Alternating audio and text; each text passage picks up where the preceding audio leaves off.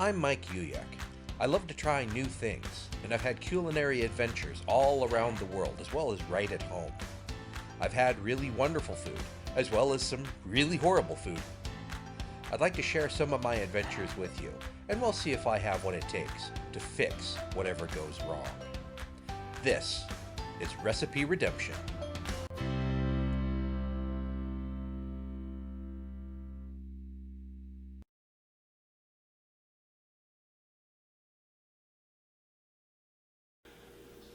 Greetings and salutations, Redeemers, and welcome to today's edition of Recipe Redemption. Today I wanted to take a crack at something that many of you may not be familiar with, but some of you might be. It's the Spam Musubi. I've tried it a couple of times during my time on Oahu, but I've never had the guts to try and make it myself. And today's the day. So, what is it? Well, as you may or may not know, Spam is sort of the unofficial state potted meat of Hawaii. World War II supplies were kind of thin, and so a lot of the canned food products that were coming onto the island in support of the military ended up being what a lot of people ended up eating just in general across the islands. And so there was a lot of Spam shipped in, and people developed a taste for it, so much so that even, now, 80 years later, it's still as popular as ever. And it finds its way into all sorts of dishes. But as far as convenience stored snack food, a lot of times you'll find in the little refrigerator case Spam Musubi. And essentially, kind of, in a way, it's Spam sushi. So it's ball of rice, slice of Spam, spread of teriyaki sauce on top of that, and then wrapped with the nori seaweed to hold it all together. That's sort of like a little tube dress. It's good. I can tell you from personal experience, it's quite good. Even if you're kind of on the fence about Spam in general, because it is kind of fatty, it's quite salty. You're never 100% sure, or at least you don't want to know what parts of the pig this came from. It's a Hormel product. You kind of know what parts of the pig this came from. But, so maybe you're inclined not to like Spam, but even for you, this might actually, I don't know if it'll change your mind about Spam in general, but it may at least be a form of Spam that you're more likely to enjoy. So I'm going to give it a try. Now, mind you, full disclosure, a caveat right at the beginning, I have never made this. I have never made sushi rice, so this is all based on my research looking at YouTube videos and looking up on the internet for how to make sushi rice and how to make Spam Musubi. So if it looks like I don't know what I'm doing, there it is. So let's get started. So here we go with sushi rice. Got some short grain glutinous rice here. I'm going to use about 1.5 cups of it, and I've rinsed it about 5 or 6 times until the water it's mostly clear. And after cooking, I'm going to transfer it to a bowl. Now you notice it's still kind of wet.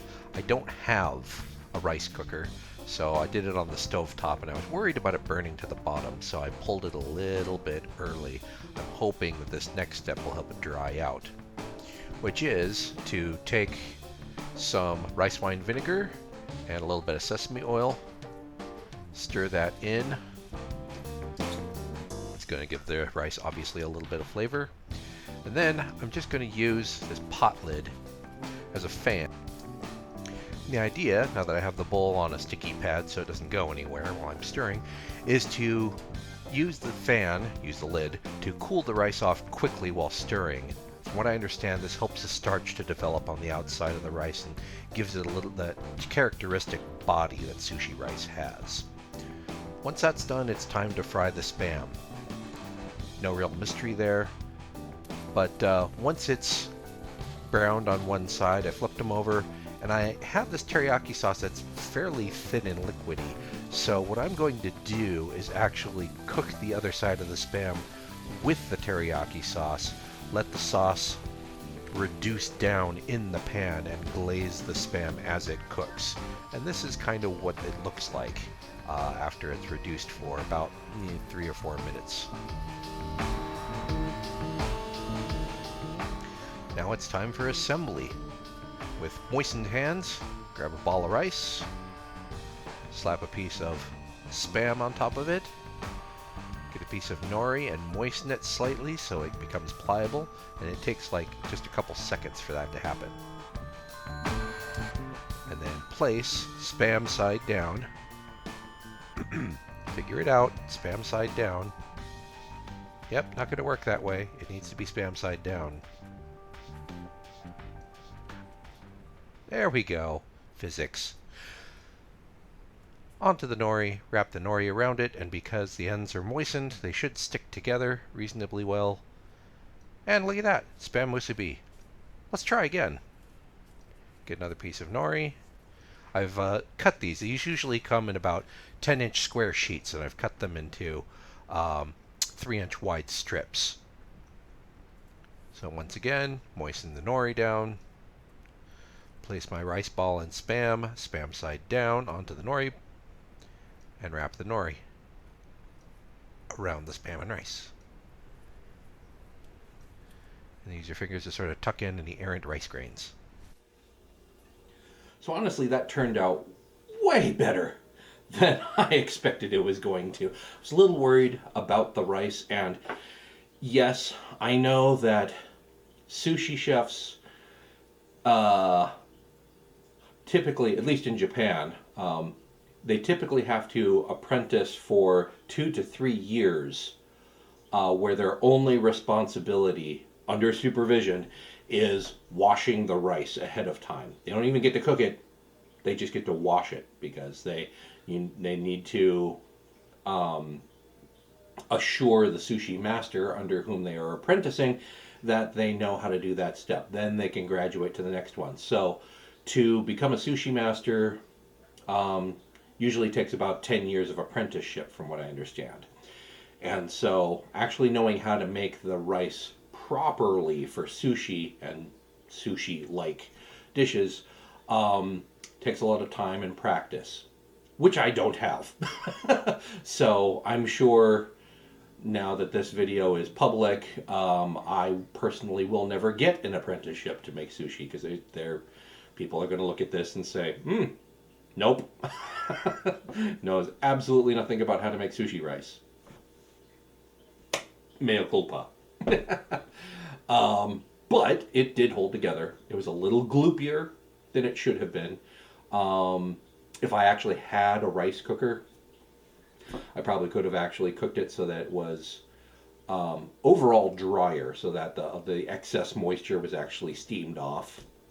But I was worried about it burning to the bottom of my pan on the stovetop, so I pulled it when it was a little bit wetter than it should have been. But and my mixture of rice wine vinegar and sesame oil is not 100% traditional, and it probably is not as balanced as it should be, etc., etc., etc. But generally speaking, I'm going to call this a success because it held together and it was quite delicious. A little bit different from what you'll get in your typical convenience store in Hawaii. I'm not 100% sure that they actually grill the Spam. Spam is a fully cooked product. You can eat it straight out of the can.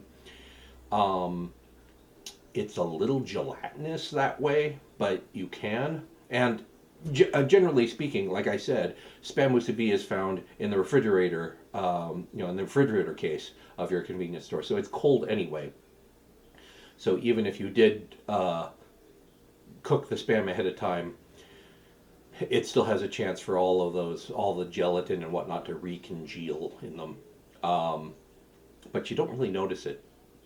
The teriyaki sauce, the sweetness of the teriyaki sauce, and the starchiness of the rice help to kind of counteract or balance out the saltiness of the Spam. You get that just a little bit of additional umami flavor from the nori, the seaweed wrap around it. It's really quite delicious. Do I recommend making a steady diet of this stuff? No, unless you want to be this size. So, would not recommend. But it is a delicious, I would say, appetizer. It's a lot of work to make this as a snack.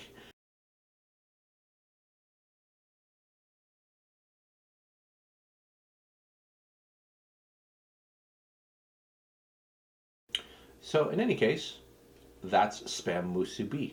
Let me know if you decide to give this a try and see what you think of it, or if you've had it before. Let me know what your impressions are of Spam Musubi. But until next time, if you have any suggestions for other things, sort of regional specialties that you'd like me to try on this channel, please let me know in the comments below. But until next time, I'm Mike Uyak, and I'd like to thank you for watching Recipe Redemption. Bye now.